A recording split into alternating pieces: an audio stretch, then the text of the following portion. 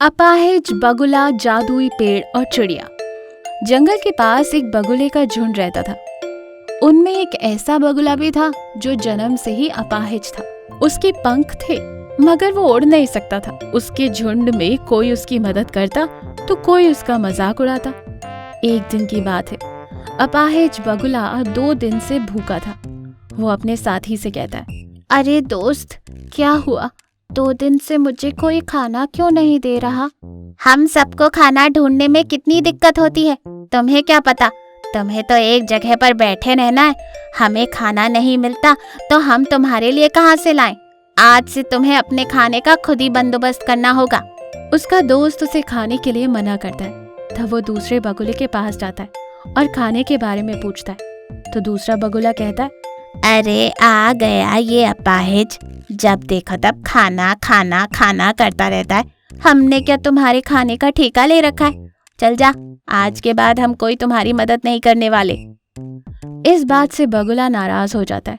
वो तालाब के पास जाता है। तालाब में मछलियां भी नहीं थी। बेचारा अपनी परछाई पानी में देखता रहता। उसे खुद पर बहुत रोना आता था। मुझे ऐसा जन्म क्यों मिला? बिना पंख के मैं कुछ नहीं कर सकता। फिर भगवान ने मुझे जन्म ही क्यों दिया? अगर मुझे इतनी परेशानी झेलनी है तो अब तो कैसे भी करके जिंदगी बितानी ही पड़ेगी। बगुला उदास था। उसी जंगल के उत्तरी दिशा में दूर एक जादुई पेड़ था। जादुई पेड़ बगुले के बारे में सब जान गया था। एक दिन उसके पेड़ पर एक चिड़िया बैठ जाती। तब वो चिड़िया से कहता है, सुनो चिड़िया, मैं एक जादुई पेड़ हूँ। क्या तुम मेरा एक काम करोगी? हाँ हाँ, क्यों नहीं। पर आप खुद एक जादुई पेड़ हो तो मैं एक मामूली चिड़िया आपकी क्या मदद कर सकती हूँ? तब पेड़ चिड़िया को बगुले के बारे में बताता है।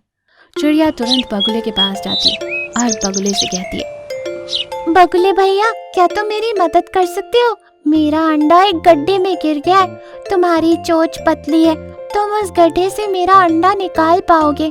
कृपया करके उस गड्ढे से मेरा अंडा बाहर निकाल दो। गड्ढे के पास एक जहरीला सांप भी रहता है। उसकी नजर मेरे अंडे पर गई तो वो उसे खा जाएगा।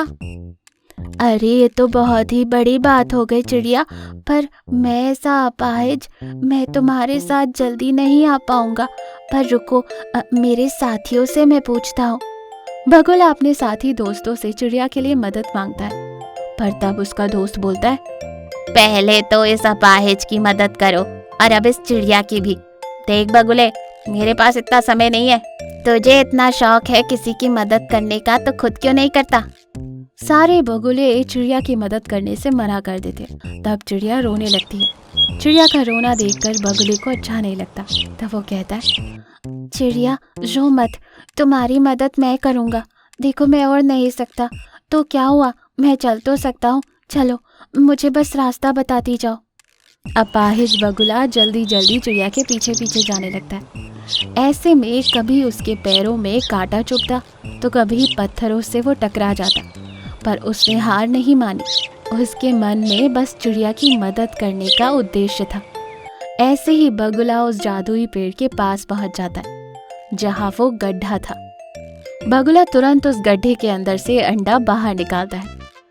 चिड़िया, ये लो तुम्हारा अंडा, आप खुश हो ना? चिड़िया हंसने लगती है और तब पेड़ भी बोल पड़ता है, शाबाश मेरे बगुले, मैं जादुई पेड़ हूँ। मैं तुम्हारी परीक्षा ले रहा था। तुम मेरी परीक्षा में पास हो गए। ये सब मेरा रचाया हुआ नाटक था तुम्हें परखने का। जादुई पेड़ उस गड्ढे और अंडे को गायब कर देता है। चिड़िया भी पेड़ से सहमत थी और वो बगुले को सब बताती है। बगुला सब कुछ जानकर चकित हो जाता है। तब जादुई पेड़ खुश होकर अपाहिज बगुले को पंख देता है। बगुला पंखों को पाकर बहुत खुश था। वो जादुई पेड़ का धन्यवाद करता है और उड़ते हुए अपने साथियों के पास जाता है।